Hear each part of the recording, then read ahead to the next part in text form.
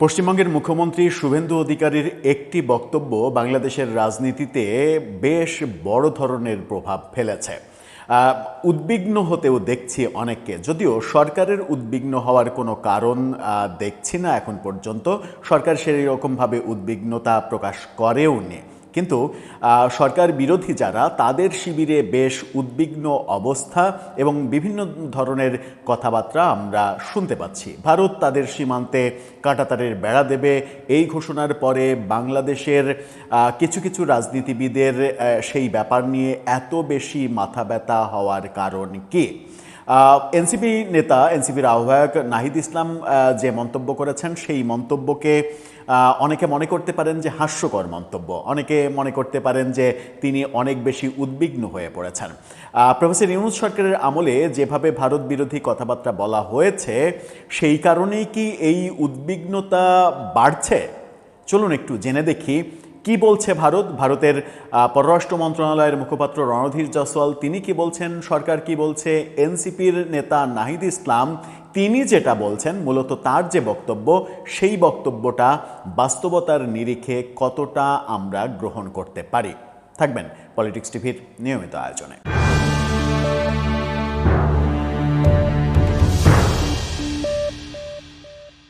দর্শক, বলছিলাম পশ্চিমবঙ্গের যে নির্বাচন, মমতার পরাজয়ের পরে শুভেন্দুর বিজয় এবং শুভেন্দুর মুখ্যমন্ত্রী হয়ে যাওয়া, সেটা বাংলাদেশের রাজনীতিতে বড় ধরনের প্রভাব ফেলবে আগে থেকেই বলছিলাম, এবং অনেক আগে থেকেই আমরা আভাস দিয়েছিলাম যে পশ্চিমবঙ্গ এবার বিজেপি দখল করবে, সেটাই হয়েছে।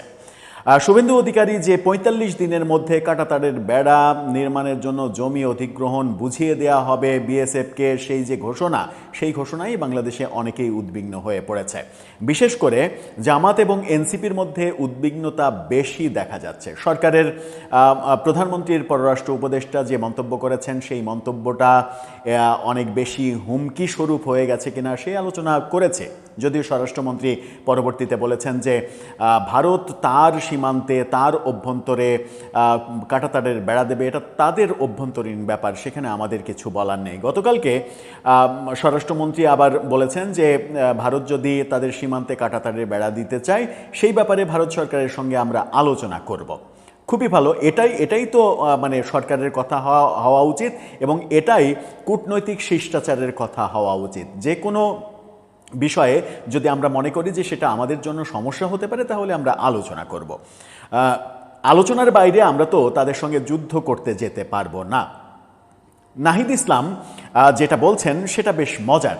নাহিদ ইসলামের বক্তব্য আপনি যে কোনোভাবে, যে কোনো ধরনের কোড করে নানা ধরনের ব্যাখ্যা বিশ্লেষণ করতে পারবেন। নাহিদ ইসলাম বলছে, ইত্তেফাকের এই শিরোনামটা দেখে নিন, তিনি বলছেন যে বন্ধুত্বের পরিচয় কাঁটাতারের বেড়া হতে পারে না।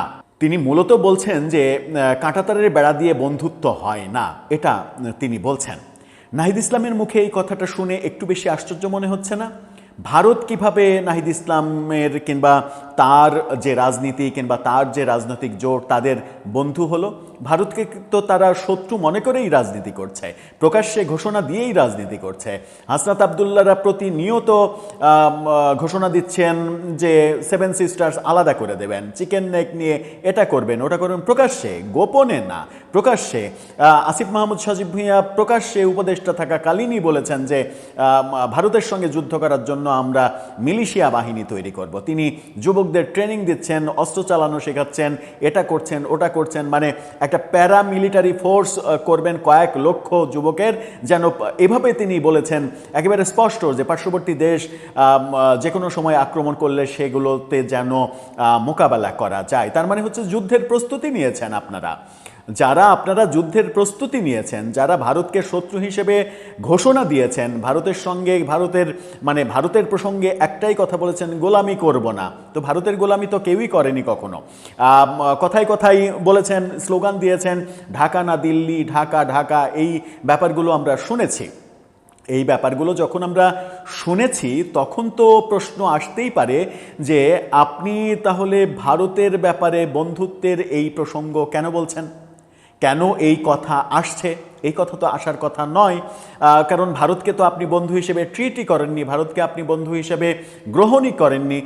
ভারতকে বন্ধু হিসেবে যখন গ্রহণ করেনইনি, তখন ভারতকে আপনি তো বলতে পারেন না যে কাঁটাতারের বেড়া দিয়ে বন্ধুত্ব হয় না। আপনি যাকে শত্রু মনে করেন তাকে বন্ধু হিসেবে গ্রহণ করার এই কৌশল, মানে আপনি কি এরকম ঘোষণা দিতে চাচ্ছেন যে আপনাদের রাজনৈতিক অবস্থা পরিবর্তন হয়ে গেছে, আপনারা আর সেভেন সিস্টার্স আলাদা করে দিতে চান না, ভারতীয় বিচ্ছিন্নতাবাদীদের বাংলাদেশে আশ্রয় দিতে চান না? ওই কথাগুলো বলেছেন মূলত প্রফেসর ইউনূসের শক্তিতে। প্রফেসর ইউনূস ক্ষমতায় ছিল, আপনাদের কথা মতো প্রফেসর ইউনূস সমস্ত কলকাঠি নাড়িয়েছে, সেই কারণেই তখন বলেছেন। এখন বক্তব্যটা পরিবর্তন হয়ে যাচ্ছে। কি বলেছেন অ্যাকচুয়ালি চলুন একটু জানি। কাঁটাতারের বেড়া দিয়ে কোনো দেশের সঙ্গে বন্ধুত্ব করা সম্ভব নয় বলে মন্তব্য করেছেন নাহিদ ইসলাম। তিনি বলছেন যে শাপলা গণহত্যা নিয়ে অনেক কথা বলেছেন যে সীমান্তে আবারও হত্যাকাণ্ড ঘটছে এবং নতুন করে কাঁটাতারের বেড়া দেয়া হচ্ছে। সীমান্তে বাংলাদেশের মানুষকে হত্যা করে বন্ধুত্বের কথা বলা যায় না। কাঁটাতারের বেড়া দিয়ে কখনো প্রকৃত বন্ধুত্ব গড়ে ওঠে না। আমরা বিশ্বাস করি একদিন সেই দেশের জনগণই এসব কাঁটাতারের বেড়া উপড়ে ফেলে বাংলাদেশের মানুষের সঙ্গে বন্ধুত্ব স্থাপন করবে। কেন ভারতের সঙ্গে আমার বন্ধুত্ব স্থাপন করতে হবে? কেন ভারতের সেভেন সিস্টার্স না আলাদা করে দেবেন আপনারা? ভারতের বিচ্ছিন্নতাবাদীদের না আপনি আশ্রয় দেবেন? আপনি যখন আপনার দেশে থেকে হুমকি দেবেন যে ভারতের সেভেন সিস্টার্স আলাদা করে দেবেন, বিচ্ছিন্নতাবাদীদের বাংলাদেশে আশ্রয় দেবেন, পাকিস্তান ওই দিক থেকে বলবে যে ভারত কোনো ধরনের কোনো উল্টাপাল্টা করলে পাকিস্তান বাংলাদেশের পক্ষে দাঁড়াবে, পাকিস্তানকে বগলবন্দি করে আপনি বগল বাজাবেন ভারতের বিরুদ্ধে যুদ্ধ করার জন্য, মিলিশিয়া বাহিনী তৈরি করবেন, আর ভারত যদি তাদের সীমান্তে তাদের জমিতে কাঁটাতারের বেড়া দেয়, সেটাতে বন্ধুত্বের ভাটা পড়ে গেল কেন? বন্ধুত্বের কথা অন্তত এনসিপি জামাত তাদের মুখে মানায় না। জামাতের মুখে তাও কিছুটা মানায়, কারণ জামাত মানে একটু সহনশীল বক্তব্য অন্তত এই শেখ হাসিনা সরকার পতনের পরে ভারত বিষয়ে সহনশীল বক্তব্য দিয়েছে। কিন্তু আপনারা কি একটি মুহূর্তের জন্য সহনশীল বক্তব্য দিয়েছেন? আপনারা তো পারলে ভারতকে আক্রমণ করে বসতে চেয়েছেন এবং প্রতি মুহূর্তে সেই হুমকি দিয়েছেন। এখন আপনি কেন বলছেন যে কাঁটাতারের বেড়া দিয়ে বন্ধুত্ব হয় না? ভারত তো আপনার বন্ধুই না, ভারত তো আপনার শত্রু। সুতরাং শত্রু তার সীমান্তে কাঁটাতারের বেড়া দিলে সমস্যা কি? আর একটা ব্যাপার, সেটা হচ্ছে যে সীমান্ত সুরক্ষার জন্য, সীমান্ত দিয়ে যেন অবৈধ মালামাল আসা যাওয়া করতে না পারে, তার জন্য তারা যদি কাঁটাতারের বেড়া দেয়, বরং তো ওয়েলকাম জানানো উচিত। বরং আমরা উদ্যোগ নিতে পারি, আমাদের যে সীমান্ত আমরাও কাঁটাতারের বেড়া দেব, যেন তাদের কাঁটাতারের বেড়া ভেদ করে আসতে পারলেও আমাদের কাঁটাতারের বেড়া ভেদ করে অবৈধ কোনো ভারতীয় বাংলাদেশে ঢুকতে না পারে, সেটার উদ্যোগ নেওয়া উচিত। আপনার এই বক্তব্যের সঙ্গে আসলে আগের অবস্থান মেলে না, নাকি এখন সরকার পরিবর্তনের সঙ্গে সঙ্গে যখন সংসদে গেছেন, যখন সংসদ, আইন, সংবিধান, কূটনীতি, আন্তর্জাতিক সম্পর্ক এগুলো আস্তে আস্তে বুঝতে শিখছেন, তখন ন্যারেটিভ চেঞ্জ হচ্ছে। তখন হয়তো স্বীকার না করলেও নিজে নিজে ভেতরে ভেতরে বুঝতে পারছেন যে রাজনীতিতে আপনাদের আগের যে অবস্থান, অর্থাৎ বিগত প্রফেসর ইউনূস সরকারের আমলের 1.5 বছরের যে অবস্থান, সেই অবস্থানটা ভুল ছিল। কারণ কোনো দেশের সঙ্গে, কোনো দেশকে হুমকি দিয়ে সেই দেশের সঙ্গে যুদ্ধংদেহী সম্পর্ক তৈরি করা, এটা কখনো জ্ঞানী মানুষের, গুণী মানুষের কাজ নয়, প্রজ্ঞাবান রাজনীতিবিদের কথা নয়। এই কথা যখন হচ্ছে, তখন বাংলাদেশের স্বরাষ্ট্রমন্ত্রী বলেছেন যে কাঁটাতারের বেড়া নিয়ে আমরা প্রয়োজনে ভারত সরকারের সঙ্গে আলোচনা করব। এটাই তো কথা, এটাই তো অ্যাপ্রোপ্রিয়েট রাজনীতিবিদের মতো কথা, যে আলোচনা করতে হবে, আলোচনা করে সমাধান করতে হবে। আপনি সেভেন সিস্টার্স আলাদা করতে চাইবেন, এটা করবেন, ওটা করবেন, চট্টগ্রামে গিয়ে ভারতের দূতাবাসে আপনি পাথর মারবেন, গেট ভাঙবেন, ঢাকায় ভারতীয় দূতাবাসের ইট খুলে নিতে আপনার সাঙ্গপাঙ্গ পাঠাবেন, তারপরে আপনি বলবেন যে কাঁটাতারের বেড়া দিয়ে বন্ধুত্ব হয় না।